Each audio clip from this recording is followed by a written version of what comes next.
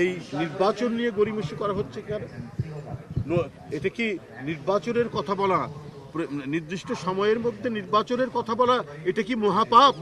আজকে উপদেষ্টাদের কথা শুনে সেটা মনে হচ্ছে, এবং তারা নানাভাবেই বিভিন্ন মানুষকে দিয়ে এটা প্রভোগ করার চেষ্টা করছেন। কেন? আজকে কি বলে যে পরিবেশ উপদেষ্টা, তার দায়িত্ব তো মানে পরিবেশকে সুরক্ষা করা এবং পরিবেশের উন্নয়ন। উনি যতদিনই সময় পান, আজকে বুড়িগঙ্গা কেন ড্রেন, আজকে শীতলক্ষা কেন ড্রেন, আজকে আমরা মানে বিষাক্ত নিঃশ্বাস কেন নিতে হচ্ছে?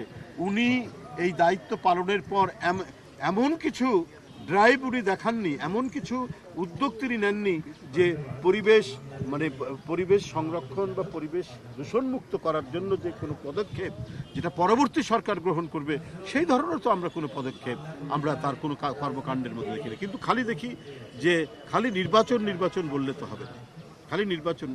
এটা একটা সরকারের উপদেষ্টারা কি করে এই কথাগুলো বলে?